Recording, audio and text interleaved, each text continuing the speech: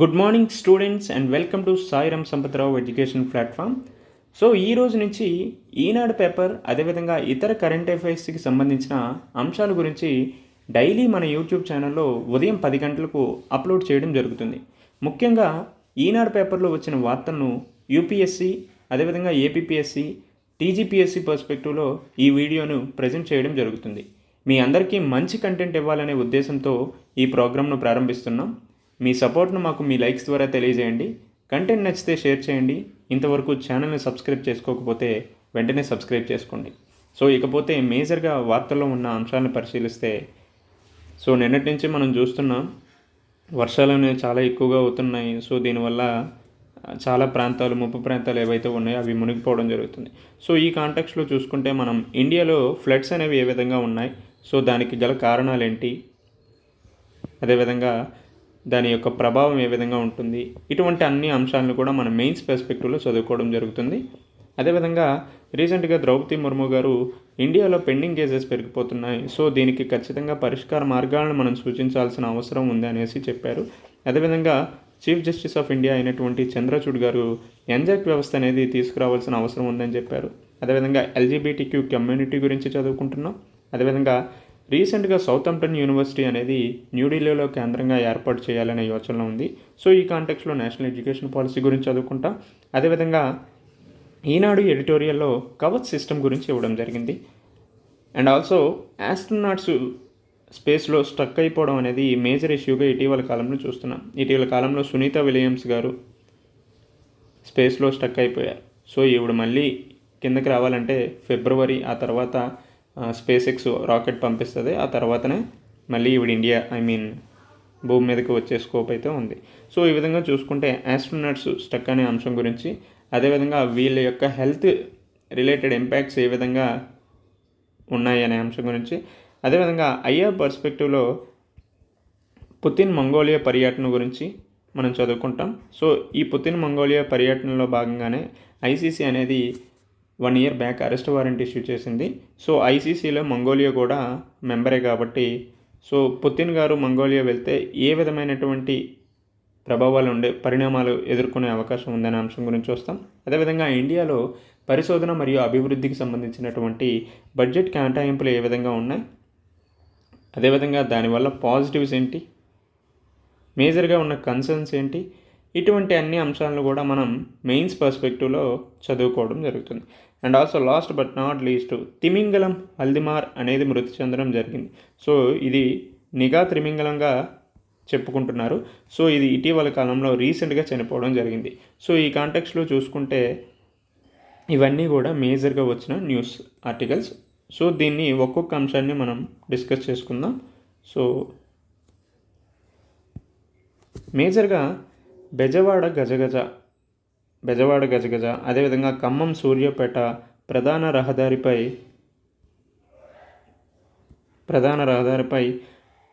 ఈ విధంగా పాలేరు ఏరు అనేది పారడం, జల విలయం, ఇటువంటి అంశాలన్నింటినీ మనం చూసుకుంటే ఇండియాలో ఫ్లడ్స్ అనేవి ఏ విధంగా ఉన్నాయి, సో దానికి సంబంధించిన కారణాలు ఏంటి, అదేవిధంగా అవి చూపించే ప్రభావం ఏ విధంగా ఉంటుంది, అదేవిధంగా దానికి సంబంధించిన సొల్యూషన్స్, లాస్ట్గా వే ఫార్వర్డ్ అనేది ఏ విధంగా చెప్తాము. సో దీన్ని మేజర్గా మెయిన్స్ పర్స్పెక్టివ్లో మనం చదువుకోవడం జరుగుతుంది. సో స్టార్టింగ్ చేసేటప్పుడు ఎప్పుడైనా మన ఇంట్రడక్షన్ అనేది కొంచెం డేటా అవ్వచ్చు, లేదంటే డెఫినేషన్ ఆధారంగా చెప్పాలని మనం చాలా అంశాల్లో చెప్పుకుంటున్నాం. సో ఈ కాంటెక్స్లో వరదలకు సంబంధించి ఇఫ్ ఇన్ కేస్ ఏదైనా డేటా కావాలంటే భారతదేశంలో వరదలు అనేది భూభాగంలో 12.19% ఆక్రమించాయి. సో మోస్ట్లీ ఫ్లడ్స్ అనేది వల్నరబుల్గా ఉన్నాయి. అదేవిధంగా ప్రతి ఏటా 1600 మరణాలు అనేవి సంభవిస్తున్నాయనేసి నేషనల్ డిజాస్టర్ మేనేజ్మెంట్ అథారిటీ చెప్పడం జరిగింది. ఇకపోతే వరదలు ఏర్పడడానికి ముఖ్యమైనటువంటి కారణాలనే అంశాన్ని పరిశీలిస్తే 2 రకాలుగా మనం చూసుకోవచ్చు. ఒకటి సహజ కారణాలు, 2 మానవ సంబంధ కారణాలుగా మనం డివైడ్ చేసుకుంటూ చెప్పచ్చు. సో సహజ కారణాల్లో ఇటీవల కాలంలో వాతావరణ మార్పుల కారణంగా క్లైమేట్ చేంజ్ వల్ల అధిక వర్షపాతాలు అనేవి ఏర్పడుతున్నాయి. సో లానినో కండిషన్స్ అవ్వచ్చు, ఇండియన్ ఓషన్ డైపోల్, ఇటువంటి అంశాలన్నిటి వల్ల భారతదేశంలో అధిక వర్షపాతాలు అనేవి ఏర్పడటం జరుగుతున్నాయి. సో ఈ అధిక వర్షపాతాల్లో భాగంగా క్లైమేట్ చేంజ్ వలన కుండపోత వర్షాలు అనేవి కూడా ఎక్కువగా ఏర్పడుతున్నాయి. సో క్లౌడ్ బస్ట్ ఇష్యూస్ అనేవి కూడా ఇటీవల కాలంలో ఎక్కువగా చూస్తున్నాం. ఫర్ ఎగ్జాంపుల్ మేజర్గా చూసుకుంటే కేరళలో వచ్చిన ఫ్లడ్స్ అన్నీ కూడా క్లౌడ్ బస్ట్ రిలేటెడ్. 2018లో కేరళని జలవిలయాన్ని అంత ఎక్కువగా వచ్చిందంటే బికాస్ ఆఫ్ క్లౌడ్ బస్ట్. అదేవిధంగా ఇటీవల కాలంలో రీసెంట్ ట్రెండ్స్లో చూసుకుంటే ఈ క్లౌడ్ బస్ట్ ఇష్యూ అనేది మేజర్గా మనకు కనిపిస్తుంది. అదేవిధంగా మంచు కరగటం అనేది కూడా ప్రధాన సమస్యగా ఏర్పడుతుంది. సో ఈ మంచు కరగటం వల్ల glacial lake outburst floods అనేవి ఎక్కువగా అవుతుంది. సో మేజర్గా ఉత్తరాఖండ్లో వచ్చినటువంటి ఫ్లడ్స్ కారణం ఏంటంటే ఈ మంచు కరగటమే చెప్పుకోవచ్చు. అదేవిధంగా తుఫాన్ల ప్రభావం అవ్వచ్చు, స్టోమ్ సర్జెస్. ఇటీవల కాలంలో బే ఆఫ్ బెంగాల్ అదేవిధంగా అరేబియన్ సీలో ఎక్కువగా సైక్లోన్స్ ఏర్పడటం వల్ల కోస్టల్ ఏరియా అంతా కూడా చాలా ప్రభావం జరుగుతుంది. సో ఈ విధంగా తుఫాన్ల ప్రభావం అదేవిధంగా స్టార్మ్ సర్జెస్ కూడా వరదల ప్రభావానికి గల కారణంగా చెప్పుకోవచ్చు. అదేవిధంగా నదీ ప్రవాహంలో మార్పులు అదేవిధంగా నదీ ప్రవాహం ఓవర్ఫ్లో అవ్వడం కూడా ఒక సహజ కారణంగా చెప్పుకోవచ్చు. ఇకపోతే మ్యాన్మేడ్ సంబంధించిన మానవ సంబంధ కారణాల గురించి మనం డిస్కస్ చేసుకుంటే మేజర్గా పట్టణీకరణ అనేది ఇటీవల కాలంలో పెరిగింది. సో ఒకప్పుడు 20% ఉండే పట్టణీకరణ ఇప్పుడు 30 అంతకు మించి శాతమే పెరిగింది. సో ప్రాపర్గా ప్లానింగ్ లేకపోవడం, ప్రణాళిక లోపం ఉండడం, అదేవిధంగా డ్రైనేజ్ వ్యవస్థ ఏదైతే ఉందో ఆ డ్రైనేజ్ వ్యవస్థ సరిగ్గా లేకపోవడం వల్ల ఇటీవల కాలంలో పట్టణ ప్రాంతాల్లో కూడా వరదలు పెరుగుతున్నాయి. సో మేజర్గా అర్బన్ ఐలాండ్స్ వల్ల ఈ అర్బన్ ఫ్లడ్స్ అనేవి ఇటీవల కాలంలో పెరుగుతున్నాయి. సో ఫర్ ఎగ్జాంపుల్గా చెన్నై అదేవిధంగా హైదరాబాద్ ప్రాంతాల్లో వరదలు అనేవి తాకిడి ఎక్కువ అవుతుంది. అదేవిధంగా కాంక్రీటీకరణ. సో కాంక్రిటైజేషన్ అనేది కూడా ఇటీవల కాలంలో ఎక్కువ అవుతుంది. ఒకప్పుడు సహజ అడవులతో ఉండే పట్టణ ప్రాంతాలు ఇప్పుడు కాంక్రీట్ జంగల్స్గా మారాయి. సో దీనివల్ల నీరు ఇంకిపోకుండా పై ప్రాంతాల్లోనే ఉండిపోవడం వల్ల చిన్న వర్షాలు పడినప్పటికీ కూడా ఎక్కువగా వరదలు ఏర్పడుతున్నాయి. ఫర్ ఎగ్జాంపుల్ ఇప్పుడు అశోక్ నగర్ ఏరియా తీసుకోండి, జస్ట్ నార్మల్గా చిన్న వర్షం పడినప్పటికీ కూడా చాలా ఎక్కువగా ఓవర్ఫ్లో అనేది అవుతుంది. అదేవిధంగా ఆక్రమణలు. సో ముఖ్యంగా చిత్తడి నేలలు అదేవిధంగా చెరువుల ఆక్రమణ జరగడం వల్ల కూడా ఈ వరదలు అనేవి ఎక్కువగా సంభవిస్తున్నాయి. అదేవిధంగా అడవుల నరికివేత, అదేవిధంగా డ్యామ్లు బ్యారేజీల నిర్మాణం కూడా సరిగ్గా లేకపోవడం, అందులో లోపాలు ఉండడం.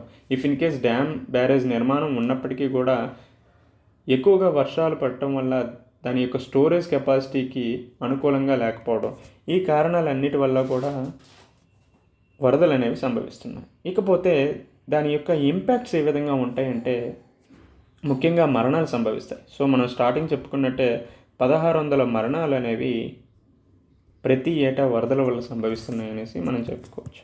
అదేవిధంగా ఎక్కువగా వరదలు పడటం వల్ల ల్యాండ్ స్లైడ్స్ కూడా జరిగే అవకాశం ఉంది. సో ఈ ల్యాండ్ స్లైడ్స్ కూడా ఒక విధమైనటువంటి ఇండైరెక్ట్ ఇంపాక్ట్గా చెప్పుకోవచ్చు. అదేవిధంగా glacial lake outburst floods అవ్వచ్చు, అవలాంచెస్ అవ్వచ్చు, ఇవన్నీ కూడా ఫ్లడ్స్కి ఇంటర్లింక్గానే ఉంటాయి, రైట్.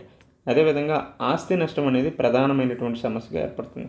అదేవిధంగా ఇఫ్ ఇన్ కేస్ వర్షాలు ఎక్కువగా పడటం వల్ల లోతట్టు ప్రాంతాల్లో ఎవరైతే ఉన్నారో వాళ్ళని ఖచ్చితంగా తరలింపు ప్రక్రియ అనేది జరపాలి. అట్ ది సేమ్ టైం వాళ్ళకి పునరావాసం కూడా కల్పించాలి. సో ఇది కూడా ప్రాపర్గా ఉండట్లేదు. ఇఫ్ ఇన్ కేస్ ఫ్లడ్స్ ఆ టైంలో ఏమవుతుందంటే ఎక్కువగా వాటర్ స్టోరేజ్ ఎక్కువగా అవ్వటం వల్ల వ్యాధుల విజృంభణ అనేది పెరుగుతుంది, రైట్. సో వ్యాధుల విజృంభణ పెరగడం, అదేవిధంగా పర్యావరణ క్షీణత కూడా మేజర్ ఇష్యూగా చెప్పుకోవచ్చు. సో పర్యావరణ క్షీణత ఎందుకంటే ఫ్లడ్స్ వల్ల డైవర్సిటీ అనేది తగ్గే స్కోప్ ఉంటుంది. వైవిధ్యత అనేది తగ్గుతుంది. ఇన్ టర్మ్స్ ఆఫ్ జంతు వైవిధ్యత అవ్వచ్చు, అదేవిధంగా వృక్షపరమైనటువంటి వైవిధ్యత కూడా తగ్గే స్కోప్ ఉంటుంది.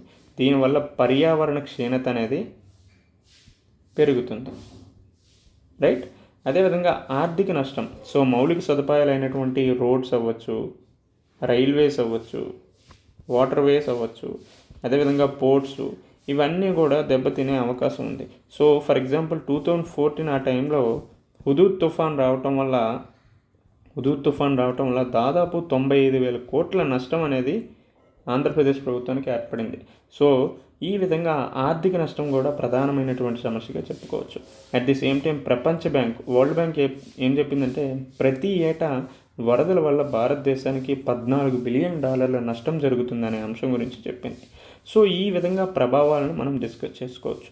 ఇకపోతే సొల్యూషన్స్, ఏ విధమైనటువంటి పరిష్కార మార్గాలను తీసుకురావటం వల్ల ఈ వరదలను మనం నియంత్రించవచ్చు అంటే, ఒకటి నిర్మాణాత్మకమైనటువంటి చర్యలు, అదేవిధంగా నాన్ స్ట్రక్చరల్ ఇష్యూస్గా కొన్ని అంశాలను తీసుకురావడం వల్ల ఈ వరదలను మనం అడ్డుకట్ట వేయచ్చు. సో స్ట్రక్చరల్ ఇష్యూస్లో భాగంగా అయితే రిజర్వాయర్స్ను నిర్మించడం, అదేవిధంగా ఎంబాంక్మెంట్స్ని ఏర్పాటు చేయడం, అదేవిధంగా ఏవైతే వాటర్ ఫ్లో ఉన్నాయో వాటిని డైవర్షన్స్ చేయటం వల్ల ఈ వరదలను మనం అదుపు చేయవచ్చు.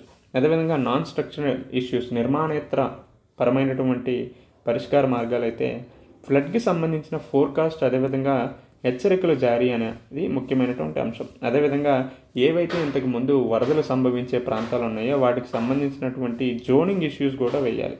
డిపెండ్స్ ఆన్ అక్కడ ప్రభావం, ఇంటెన్సిటీ ఏ విధంగా ఉందో దానికి సంబంధించినటువంటి జోనల్ సిస్టమ్ అనేది కూడా ఉండాలి. ముఖ్యంగా ఇంటర్ లింకేజ్ ఆఫ్ రివర్స్ అనేది ఉండటం వల్ల ఎక్కడైతే వరదలు సంభవిస్తున్నాయో ఆ వరదల ప్రాంతం నుంచి డ్రాట్ ఏరియాస్లో ఉన్నటువంటి ప్రాంతాలకు మనం నీటి సరఫరా చేయటం వల్ల ఇక్కడ వరదలను అదుపు చేయడమే కాకుండా ఈ డ్రాట్ ఏరియాస్లో కూడా ప్రాపర్గా వాటర్ ఫెసిలిటీస్ అందించడం వల్ల ఈ కరువు కాటకాలు అనే సమస్యను కూడా మనం అధిగమించవచ్చు. సో ఈ విధంగా ఫ్లడ్స్ను మనం చదువుకోవాలి. సో మెయిన్గా ఇది మెయిన్స్ పర్స్పెక్టివ్లో చెప్పడం జరిగింది. ఐ హోప్ మీకు అర్థమైంది అనుకుంటున్నా, రైట్. ఇకపోతే వాయిదాల సంస్కృతిని మార్చండి అనేసి ఇటీవల న్యాయాధికారులకు రాష్ట్రపతి ముర్ము గారు పిలుపునివ్వడం జరిగింది. సో ఈ కాంటెక్స్ట్లో పెండింగ్ కేసెస్ అనేవి ఎందుకు పెరుగుతున్నాయి అనే అంశం గురించి మనం చూసుకుంటే ఇది మెయిన్గా పాలిటీ రిలేటెడ్గా ఉంటుంది. So mostly high probability group 1లో రావడానికి స్కోప్ ఉన్నటువంటి ఈ అంశం.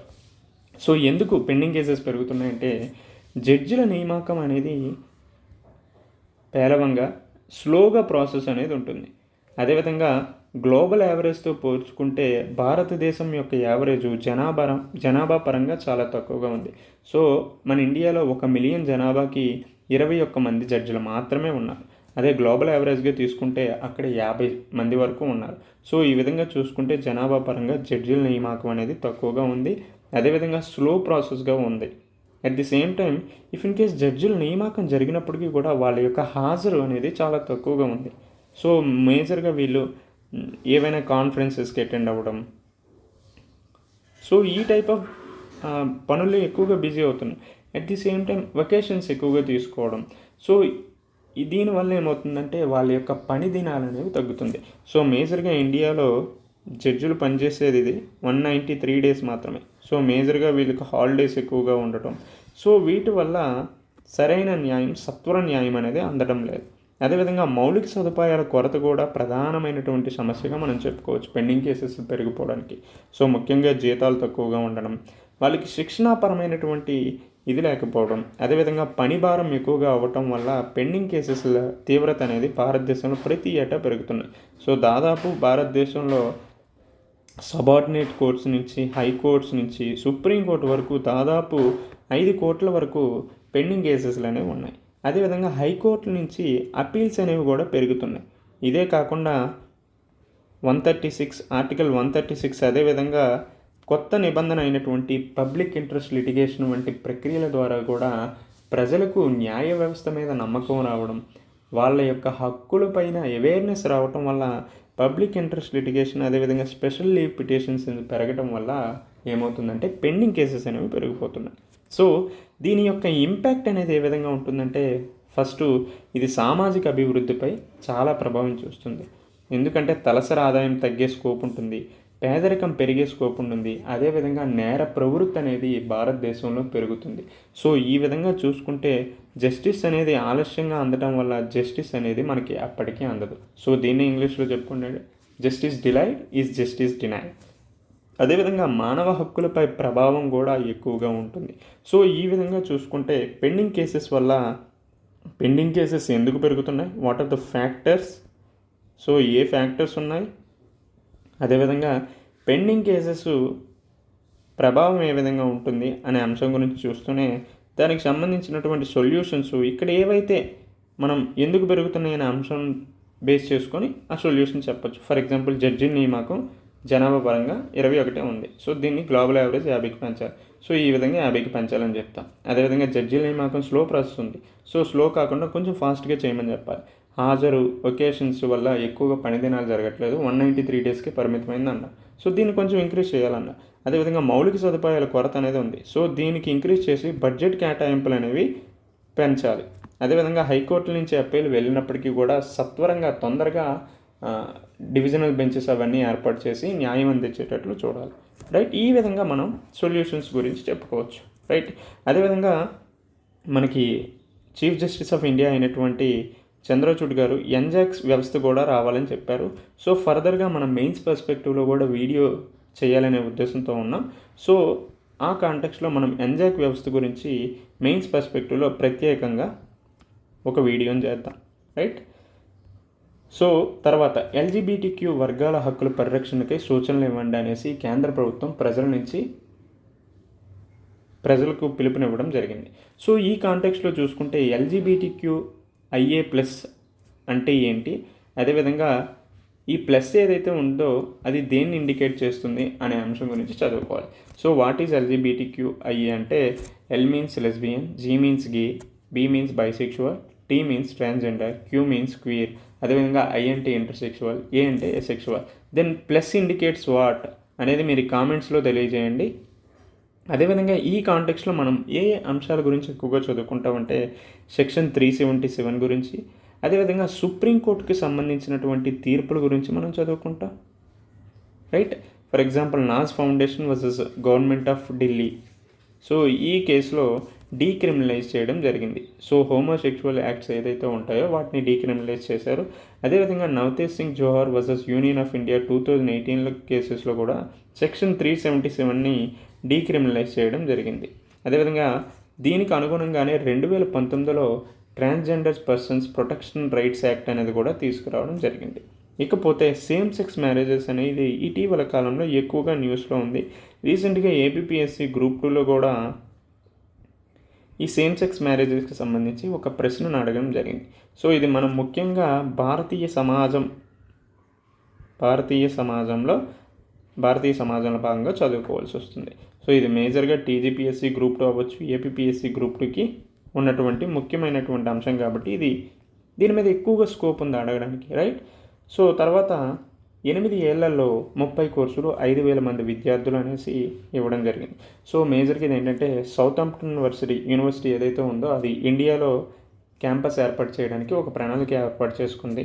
సో ఈ కాంటెక్స్లో భాగంగా చూసుకుంటే మనం నేషనల్ ఎడ్యుకేషన్ పాలసీ అంటే ఏంటి, అదేవిధంగా దాంట్లో సంబంధించినటువంటి ముఖ్యమైన లక్షణాలు ఏంటి అనే అంశం గురించి మనం చదువుకోవాలి. సో మేజర్గా నేషనల్ ఎడ్యుకేషన్ పాలసీలో ముఖ్యమైనటువంటి అంశాలు ఏంటంటే యూనివర్సల్ యాక్సెస్, అదేవిధంగా ఇంతకుముందు 10+2 ఏదైతే విధానం ఉందో దాని నుంచి 5+3+3+4 అనే విధానం తీసుకొచ్చారు.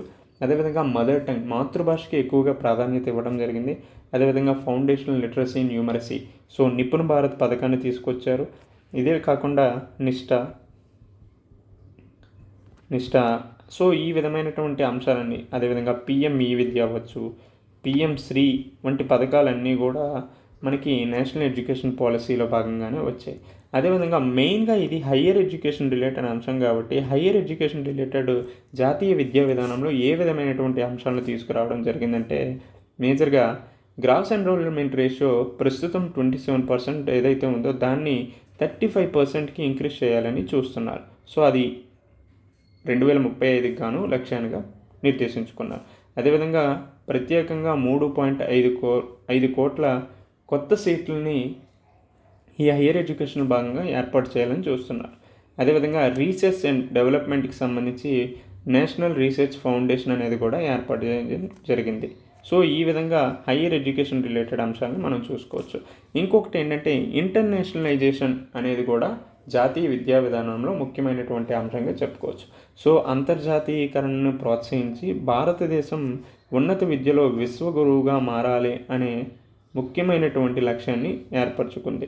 సో ఈ కాంటెక్స్లోనే మనకి నలంద యూనివర్సిటీని డెవలప్మెంట్ చేయడం అవ్వచ్చు, సో ఈ విధంగా ఇంటర్నేషనల్ క్యాంపస్ని ఇండియాలోకి తీసుకురావడం అవ్వచ్చు, ఇవన్నీ కూడా ఇంటర్నేషనలైజేషన్ ఆఫ్ హైయర్ ఎడ్యుకేషన్లో భాగంగానే తీసుకొచ్చడం జరిగింది. రైట్, ఇకపోతే ప్యాసింజర్ వేగంతో కవచ్ పనులు.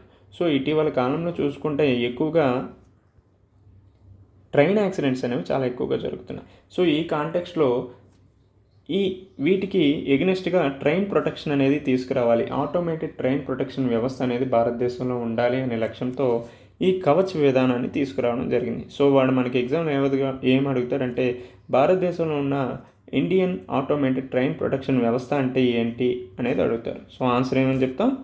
కవచ్, రైట్. అదేవిధంగా దీన్ని ఎవరు డెవలప్ చేశారు అనేది కూడా అడుగుతారు. ఎవరు డెవలప్ చేశారంటే research design and standards organisation. So ఇది మోస్ట్లీ ప్రిలిమ్స్ పర్స్పెక్టివ్లో ఇంపార్టెంట్.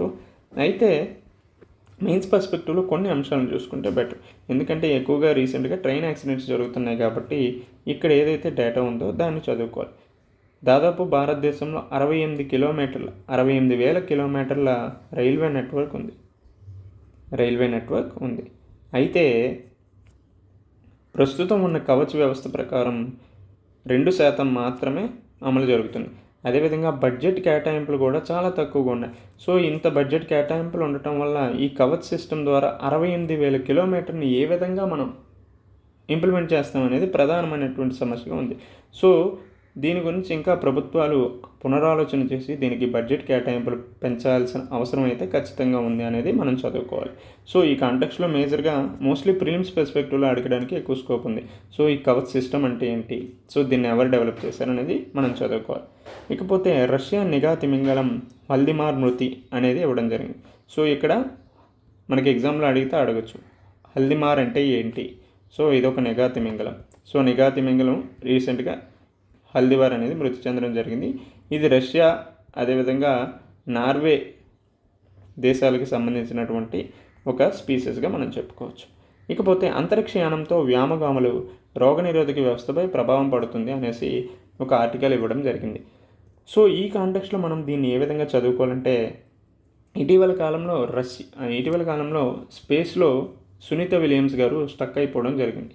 సో ఈ కాంటెక్స్లో యాస్ట్రోనాట్స్ స్టక్ అయిపోవడం, అదేవిధంగా యాస్ట్రోనాట్స్ వాళ్ళకి సంబంధించినటువంటి హెల్త్ ఇంపాక్ట్స్ ఏ విధంగా ఉంటాయి అనే అంశం గురించి మనం ఇక్కడ డిస్కస్ చేసుకుంటాం.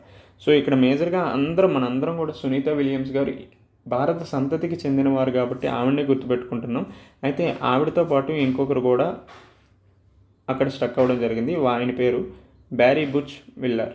సో ఇది కూడా ఇంపార్టెంట్. సో వీళ్ళిద్దరూ కలిసి బోయింగ్ స్టార్ లైనర్ అనే అనే స్పేస్ వెహికల్ మీద వెళ్ళడం జరిగింది.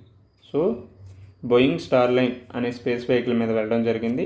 సో సునీత విలియమ్స్ గారితో పాటు బ్యారీ బుచ్ గారు కూడా అక్కడ స్టక్ అయిపోవడం జరిగింది అనే అంశం గురించి చదువుకుంటా. సో ఈ విధంగా చూసుకుంటే యాస్ట్రోనాట్స్కి ఏ విధమైనటువంటి ఆరోగ్య సమస్యలు ఉంటాయి అనేది మనం చూసుకుంటే మేజర్గా వాళ్ళకి బోన్ డెన్సిటీ అనేది తగ్గే అవకాశం ఉంది. సో అదేవిధంగా మెజల్ అట్రోపీ వస్తుంది. అదేవిధంగా సైకలాజికల్ ఇంపాక్ట్స్, ఎందుకంటే ఐసోలేటెడ్గా ఉండడం. సో ఐసోలేటెడ్గా ఉండడం వల్ల డిప్రెషన్, ఈ విధమైనటువంటి మెంటల్ హెల్త్ ఇష్యూస్ ఎక్కువగా వచ్చే స్కోప్ ఉంటుంది. అదేవిధంగా విజన్ ప్రాబ్లమ్స్ కూడా ఎక్కువగా ఉంటాయి. సో ఈ విధంగా యాస్ట్రోనాట్స్ ఏ విధమైనటువంటి సమస్యలకు, ఏ విధమైనటువంటి ఆరోగ్య సమస్యలకు గురవుతారనే అంశం గురించి తెలుసుకోవాలంటే ఇంటర్స్టెల్లర్ మూవీ అయితే ఉంటుంది. సో ఇంటర్స్టెల్లర్ మూవీలో ఈ అంశం గురించి కొంచెం ఎక్కువగా చెప్తారు. సో ఇది mostly science and technology related అయినప్పటికీ కూడా హ్యూమన్ ఎమోషన్స్కి ఎక్కువగా వాల్యూ ఇవ్వడం జరిగింది. సో ఇఫ్ ఇన్ కేస్ మీరు ఫ్రీగా ఉంటే ఇంటర్స్టెల్లర్ మూవీ చూడండి, చాలా బాగుంటుంది. ఇకపోతే పుతిన్ అరెస్ట్ అవుతారా, ఆసక్తి రేపుతున్న రష్యా అధ్యక్షుడి మంగోలియా పర్యటన. సో ఇటీవల కాలంలో ఐసీసీ అనేది పుతిన్కి అరెస్ట్ వారెంట్ ఇవ్వడం జరిగింది. సో ఎందుకు పుతిన్కి అరెస్ట్ వారెంట్ ఇవ్వడం జరిగిందంటే ఉక్రెయిన్ మీద యుద్ధం చేయడం, అక్కడ నరమేధాన్ని క్రియేట్ చేయడం వల్ల పుతిన్ మీద ఐసీసీ అనేది అరెస్ట్ వారెంట్ ఇష్యూ చేయడం జరిగింది, రైట్. ఈ కాంటెక్స్లో మంగోలియాకి పుతిన్ గారు వెళ్ళడం జరుగుతుంది.